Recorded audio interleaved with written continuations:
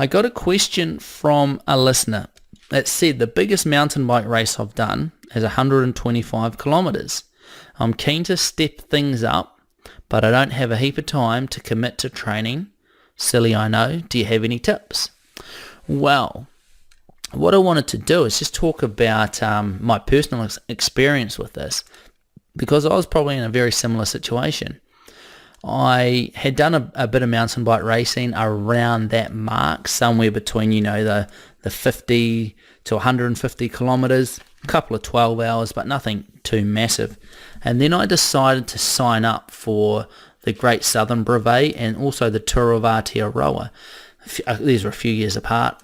So the first one of these events was the Great Southern Brevet that I started training for. This was 1,100 kilometers self-supported on a mountain bike. It sort of coincided with the birth of my first child, Elsie, about 8 months before this event. So what I really had to focus on was a change in my training approach to make sure I was able to maximize my performance on the day. The other event that I've done is the Tour of Aotearoa, which is 3,000 kilometres from Cape Reinga at the top of New Zealand, all the way down to Bluff at the bottom, so the length of the country.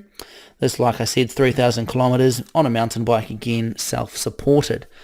And by this stage of my life, I had now 2 children, again, trying to train with those young ones in the house. So how did I do it? Well, you don't need a lot of time to train and prepare for these long distance events if you are smart and use some clever tricks. So what I wanted to do today was share some of those with you.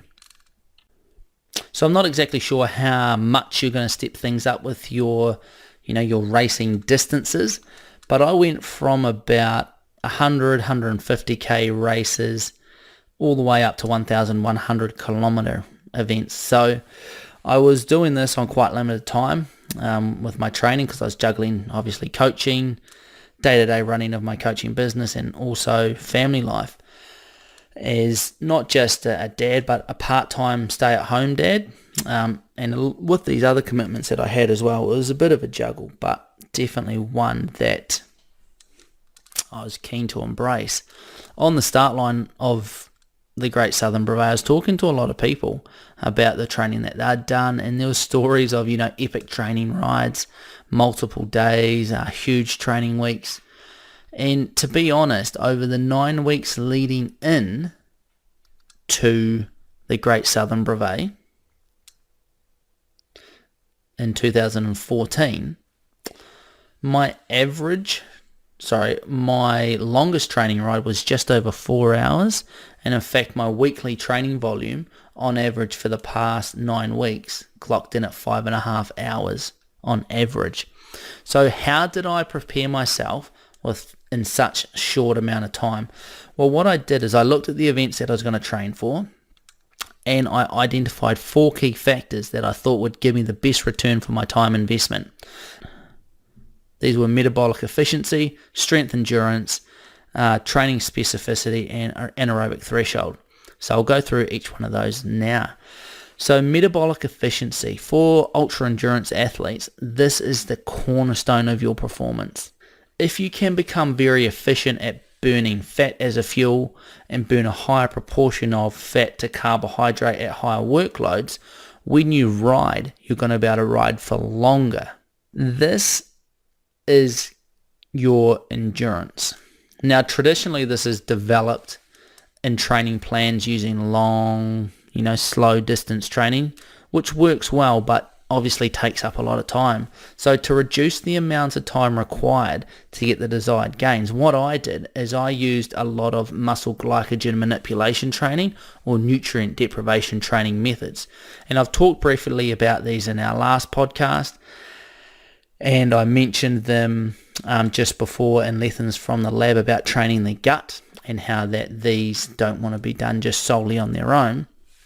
But the general idea is to go out in a fasted state, and that improves your body's ability to metabolize fat as a fuel. It also triggers the switch for a number of changes in your metabolism, and the stimulation for more mitochondria to be produced so that you're able to metabolize more fat as a fuel. So sessions that I did would be going out for a long ride before breakfast and without eating anything during the ride. And that way I was putting a large metabolic stress on my body, and I wouldn't have to ride for hours on end because I could get the training adaptations required in a smaller amount of time. The body triggers these adaptations to happen when it gets low on energy.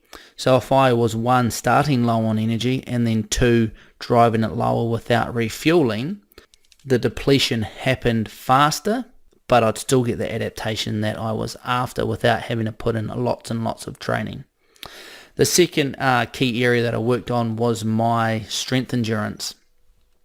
I expected the course would have a lot of climbing in it, and it did. It came in at around about 14,000 meters of climbing over that 1,100 kilometers. And I knew this was going to be amplified by the added weight of my loaded bike and gear, which links partly into the next one, but what I really focused on was developing my strength endurance. And what that means is hills, steep hills, long gradual hills, short sharp hills, whatever types of hills, were going, I was riding them. Once I had all of my gear bags organized, I added those to my bike and I started riding up the hills loaded with the added weight. All about developing that strength endurance. Hills. That's what it's after.